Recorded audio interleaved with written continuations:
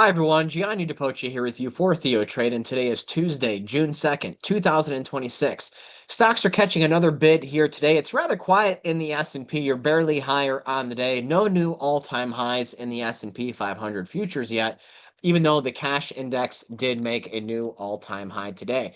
NASDAQ is outperforming the S&P, but the shining star amongst the large cap indices is the Dow, which is assuming leadership on the day. That being said, you are seeing chips roar back to life after a rather quiet start to the week, up just under 5%. The big mover yesterday was actually software. Software actually starting to rip higher. Big rally over the last week or so. Today it's pulling back, giving back some of those gains. I don't think it's a significant reversal by any means, but this has been part of the bigger rotation that I've been looking for within the tech space. Chips have led the rally, outperformed against the broader tech sector. Meanwhile, software was down really hard. You even look at stocks like Microsoft. We built out a couple positions on Microsoft, both in the Trinity trade and the $1 Million Challenge as of late. And it's coming back down today. Not really too concerned about this pullback because I do think the trend is starting to turn higher. And it's just amazing to see how this stock was on sale, down nearly 200 bucks from its all-time high just a couple months ago. And it managed to rally, about half of that back. So over 100 bucks just over the last couple of months. And I think there's a lot more on the table. But it's not just software that has my attention now, because if you're paying attention to what's going on in utilities, it's one of the stronger sectors on the session. And whenever I see utilities outperforming in this market environment, my attention automatically turns to uranium. I'm very bullish on uranium right now because, as you can see, going back to October when the NASDAQ peaked recently, uranium pretty much has done nothing since then. And in the process, in the meantime, you have built out an incredible cup and handle formation. If I just move my pattern drawings over here a little bit more, effectively, you've built out this new base that is opening the door for another significant run higher. And so I've been building out some positions in the uranium space as of late, looking at this to kind of benefit from the whole AI theme. We saw this play out last year after a lot of the chip names and AI names starting to run. So be on the lookout for uranium stocks. I think there's a lot of opportunity in that space, CCGA being, one of the staple names in that sector. I'm also watching quantum stocks, which are really starting to come back to life. The quantum ETF ripping to new highs.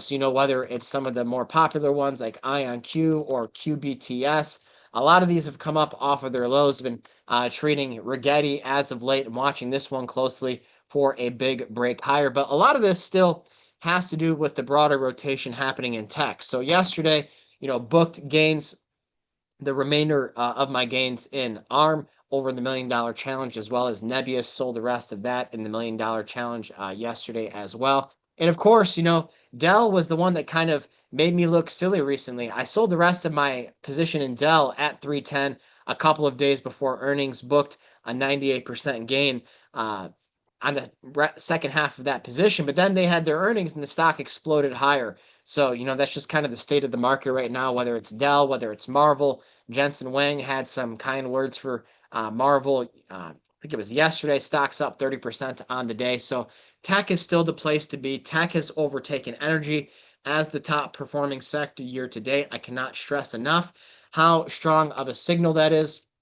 However, you do see energy oil prices starting to creep back higher. So we'll have to keep an eye on this, because if this was a higher low here compared to the low from April 17th, things could start to get interesting. You look at bonds. Bonds have been rather resilient during the oil strength over the last couple of sessions, but the strength in oil has translated to more strength in the dollar. We've talked about that correlation before, how we are in a new macroeconomic paradigm whereby every time oil goes up, interest rates go up, the dollar will follow higher. So we're getting back to the level in the dollar, especially against the dollar yen, where the Bank of Japan intervened last time. So we'll see if something happens here that can bring this back lower.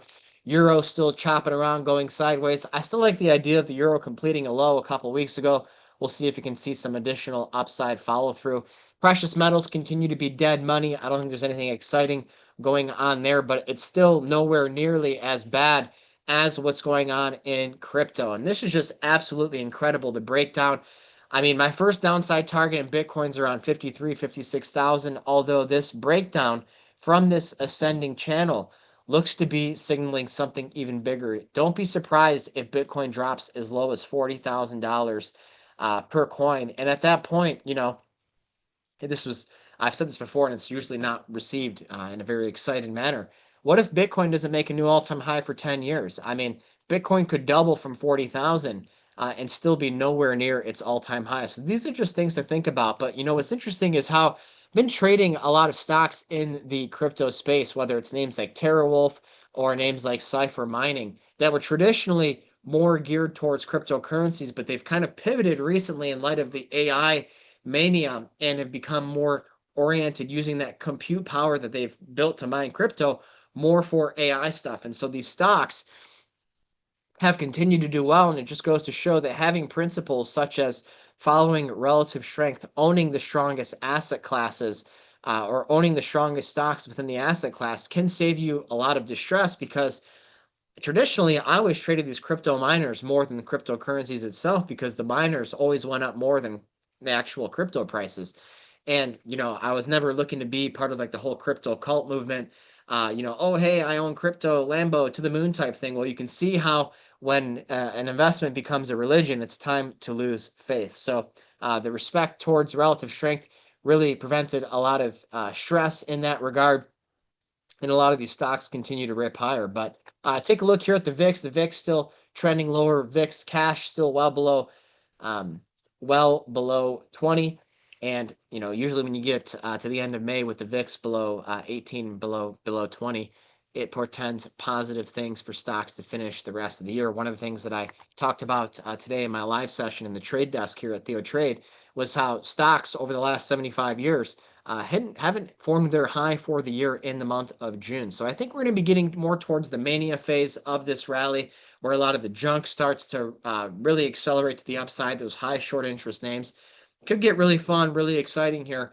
But make sure you are positioning yourself carefully, not just throwing anything at the wall and expecting it to go up, because at some point that's going to end. And I wouldn't rule out another 10% correction at some point this year, especially before the midterm. So that's what I have for today, everyone. Thank you so much for tuning in. Hope to see you in the trade desk in the live room here at TheoTrade. That's all for now. Take care.